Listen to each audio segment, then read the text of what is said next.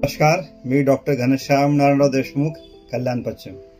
मित्रांनो, काल ज्या पेशंटचं ऑपरेट केलं त्या पेशंटचे नातेवाईक विचारत होते की डॉक्टर साहेब, आम्ही आमच्या फॅमिली डॉक्टरकडे आम्ही घरच्यांना कोणाला घेऊन गेलो, ताप आला की डॉक्टर लगेच म्हणतात रिपोर्ट्स करा. तर सगळ्या रुग्णांना नम्र विनंती आहे की जर तुमचे फॅमिली डॉक्टर म्हणत असतील की रिपोर्ट करा, रिपोर्टची गरज आहे, तर रिपोर्ट्स केले पाहिजेत. कारण रिपोर्ट्स करण्यामागचा उद्देश काय असतो की रिपोर्ट्स केल्यानंतर, तपासणी केल्यानंतर तुमच्या रोगाचे निदान होते. जसे की सध्या आता पावसाळा चालू आहे आणि पावसाळा चालू असल्यामुळे मुंबई, ठाणे, डोंबिवली, कल्याण, बदलापूर या भागामध्ये मलेरिया आणि डेंग्यू फिवरचे पेशंट प्रचंड प्रमाणात वाढलेले आहेत.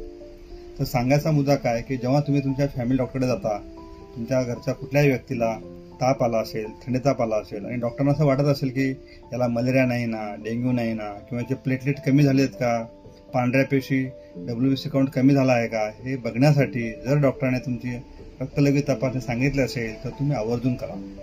तपासणी करण्यामध्ये हयगय करू नका.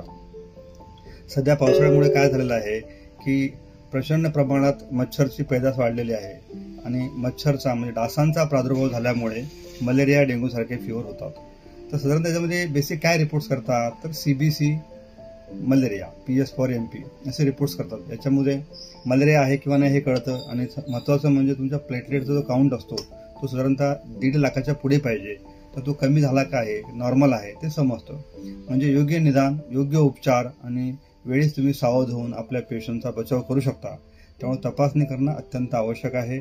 तपासणी केल्यानंतर तुमचा प्रिसाईज आणि परफेक्ट रोगाचे निदान होते, डायग्नोस होते आणि डॉक्टरांना पण उपचार करणं सोपं जातं. म्हणजे काही रुग्णांना उपडी लेवलला ट्रीटमेंट देता येते.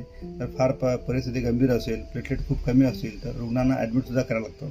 म्हणून तपासणी करणं अत्यंत आवश्यक आहे. तुमचे फॅमिली डॉक्टर जर सांगत असेल तपासणी करा तर तुम्ही अवश्य तपासणी करा. बऱ्याच वेळा असं वाटतं की थंडी ताप आहे, म्हणजे थंडी ताप काय येतो तर थंडी तापाचं कारण समजा थ्रोट इन्फेक्शन असेल तरी थंडी वाजून ताप येतो. लघवीमध्ये इन्फेक्शन असेल त्याला आपण UTI म्हणतो, युरिनरी ट्रॅक्ट इन्फेक्शन, तरी थंडी वाजून ताप येतो. किंवा रेअर केसेसमध्ये फिलेरियासिस असतं, एलिफेंटासिस म्हणतो, हत्तीपात, त्याच्यामध्ये पण थंडी ताप येतो. आणि महत्त्वाचं म्हणजे मलेरिया आणि डेंग्यू. तर कॉमनली मलेरिया आणि डेंग्यूचे सध्या रुग्ण वाढलेले आहेत. त्यामुळे तुम्ही स्वतः तुमच्या फॅमिली डॉक्टरांना रिक्वेस्ट करा की सर, मला 2 दिवसापासून ताप आहे किंवा 3 दिवसापासून ताप आहे किंवा कालपासून ताप आहे, थंडी वाजून ताप येत आहे. थंडी वाजून ताप येणं म्हणजे काय तर हिवताप म्हणजे काय, हिव वाजणं, थंडी वाजणं म्हणजे चिल्स विथ फिवर. एखाद्या रुग्णाला थंडी वाजून ताप येत असेल, चिल्स विथ फिवर असेल तर प्रोबॅबली सध्या मलेरिया किंवा डेंग्यू असण्याची शक्यता दाट असते. त्यामुळे तुम्ही तुमच्या फॅमिली डॉक्टरांना सुद्धा रिक्वेस्ट करा की सर, आमचे बेसिक तपासणी करून घ्या, जेणेकरून रोगाचं निदान कळेल आणि आपल्या रुग्णाच्या ब्लडमध्ये काय परिस्थिती आहे ते पण तुम्हाला अंदाज येईल आणि मग तुम्ही पुढील उपचार घेऊ शकता. त्यामुळे महत्त्वाचं मलेरिया आणि डेंग्यू होऊ नये म्हणून काळजी घेणं अत्यंत आवश्यक आहे. तर काय केलं पाहिजे, आपल्या बाथरूममध्ये, किचनमध्ये, टॉयलेटमध्ये कुठेही समजा बादली असेल, टब असेल तर पाणी ठेवू नका, पाणी साठवून ठेवू नका. लगेच ते जे काही पात्र असतील, भांडे असतील ते रिकामी करा, स्वच्छ धुवा आणि उलटे करून ठेवा. तुमच्या घरामध्ये, बाल्कनीमध्ये, टेरेसवर फ्लॉवर प्लॉट असतील, फुलदाण्या, तर त्या ज्या कुंड्या असतात त्या कुंड्यामध्ये सुद्धा पाणी जमा करून ठेवू नका. प्लास्टिकचे काही तुमच्याकडे डबे असतील, भांडे असतील, टायर ट्यूब असतील, कुठे असं पाणी जर जमा राहिलं ना त्याच्यामध्ये डासांची पैदास होते आणि मग त्यातनं मलेरियासारखे आणि डेंग्यूसारखे गंभीर आजार होतात. त्यामुळे आपला घराचा परिसर स्वच्छ ठेवा, पाणी साठवून ठेवू नका. शक्यतो मच्छर खूप असतील तर मॉस्किटो नेटचा वापर करा किंवा मॉस्किटो रिपेलंट सोल्युशन मिळतात, त्यांचा वापर करा. रात्री झोपताना पूर्ण कपडे घालून, ब्लँकेट घालून झोपा. पूर्ण दरवाजे, खिडक्या सायंकाळी बंद करा, जेणेकरून घरामध्ये मच्छर येणार नाहीत. तर तुम्ही शक्यतो 100% होईल तेवढं मच्छरचा प्रादुर्भाव होणार नाही याची काळजी घ्या. मच्छरपासून स्वतःचा बचाव करा, जेणेकरून मलेरिया आणि डेंग्यूसारखे तुम्हाला आजार होणार नाहीत. आणि जर चुकून थंडी ताप आली असं काही वाटत असेल तर तुमच्या जवळच्या फॅमिली डॉक्टरांना तात्काळ कन्सल्ट करा आणि उपचार घ्या. प्रत्येक रुग्णाला ॲडमिटची गरज लागतेच असं नाही.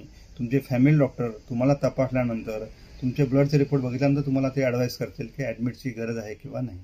शक्यतो उपडी लेवलला 99% रुग्ण बरे होतात.